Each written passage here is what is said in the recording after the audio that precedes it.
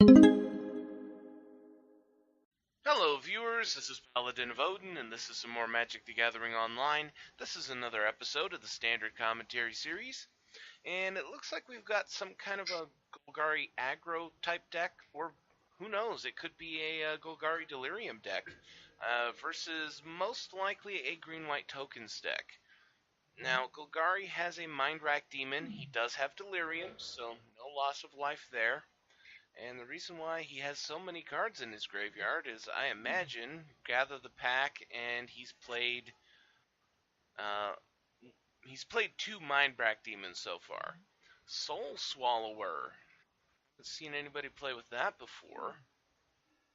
And then Grasp of Darkness just in time to be able to kill off the Mana Gorger Hydra.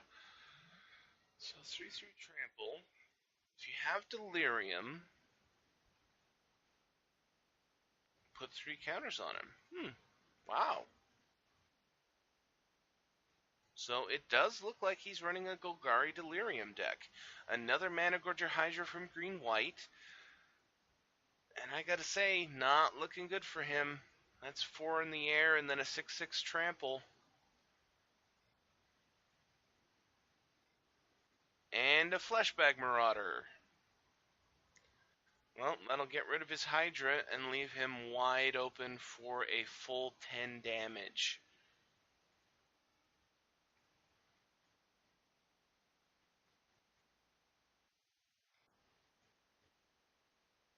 So down to 6. I have to say, I like this card. This is actually pretty good. And green-white concedes. I don't blame him. That was not a good run for him. I mean, 2 creatures and a declaration in stone, that's it? You know, no Sylvan Advocates, no, oh, what's that called? The Pacifist, I can't remember what the first word is. Um, maybe Tireless Tracker. You guys know, it's just like there are so many cheap creatures that could have been in the field sooner. And then, you know, more responses than just Declaration in Stone. You know, Silk Wrap, Stasis Snare, um, Planar Outburst, things like that. So, let's go to game 2. Okay, turn 2, Hangerback Walker for 1. So at least he's got something out early. Deathcap Cultivator. You know, seeing all these Delirium cards, I can see the potential. This deck could be very fast. I mean, a turn 3 Mind Rack Demon is, you know, pretty damn good. A 4/5 flyer. You know, even if he has to take 4 damage once, or, I mean, even twice. Twice would be pretty bad, but, you know, you can see that he has plenty of ways of putting cards into his graveyard to hit Delirium. Dramoka's Command. So, pumping up the Hangerback Walker and Dramoka's Command. So now it's a 3/3. Killed off the Deathcap Cultivator before he could use it. So instead of 4 mana, he's at 3 on turn 3. Still on curve, but not as fast as he was probably hoping. Ooh, an Inexorable Blob. This is another card with Delirium that can get out of hand very, very fast, provided you have Delirium. So far, we haven't seen him play anything to throw cards into his graveyard yet, though.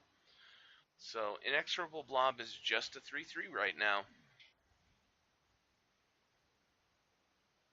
A Morph from green-white.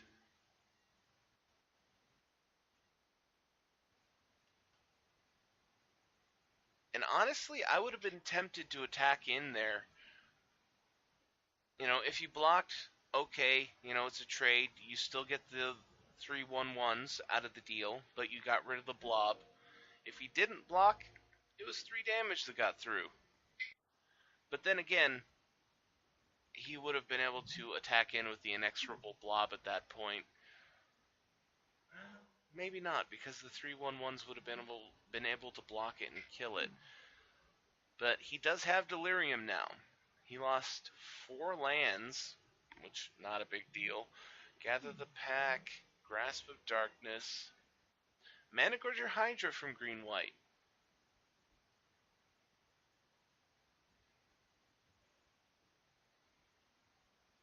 Now, the big problem with Managorger Hydra against the Golgari deck is, something real cheap like Grasp of Darkness will take him down easy.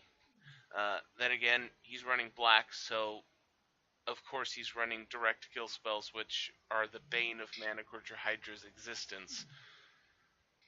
Buffing up the hanger back to a 5/5.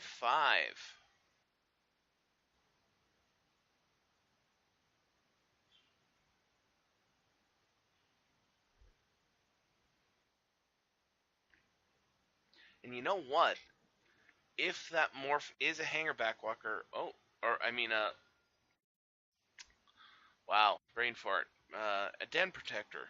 Oh, he attacked in for 5 with the hanger backwalker, no blocks. If it is a den protector, I don't see any reason why he couldn't flip it, grab the Dramoka's command, cast it, turning the Managorger Hydra into a 4/4, putting the +1/+1 counter on it, and then fighting the inexorable blob to kill it off so that there's no chance of him getting a bunch of 3/3s. So going in with the blob gets him a 3/3 ooze token.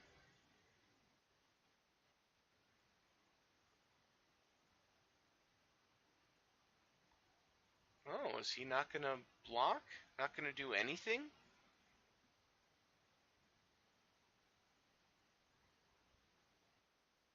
Okay, so no blocks, no tricks. That's 6 damage to the face. Green-white's down to 14.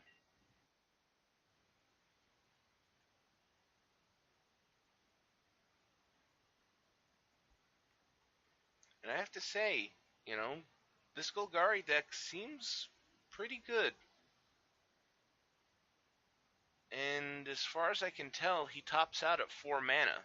So, not that mana intensive. Though, some of his top cards are double colors, the Mind Rack Demon is double black, the Worm is double green. End of turn, secure the wastes for 5. And I have a feeling we're about to see Ormondal. Because why would you stick with 5 warrior tokens when you can trade up for a big scary demon that's really hard to deal with? Yep, here he is. 9/7, flying, lifelink, indestructible haste. And honestly, there's no reason to attack in with anything else. Keep them as blockers. Ormondal hits for 9 since he couldn't block. So Golgari's down to 6, and Green-White's up to 23.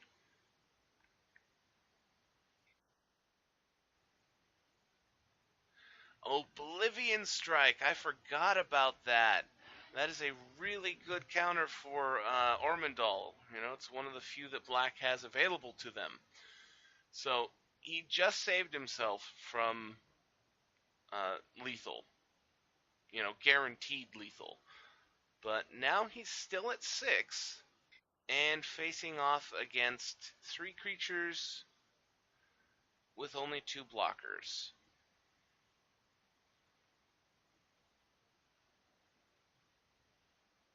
Declaration in Stone on the Inexorable Blob, so that'll be 3 attackers versus 1 blocker. And I'm pretty sure that's lethal. It doesn't matter how he blocks. And it was a Den Protector. So he could have, if he wanted to, at some point, flip the Den Protector, grab Dramoka's command, and did what I said with the Managorger Hydra. But he didn't need to. This time he was on a roll.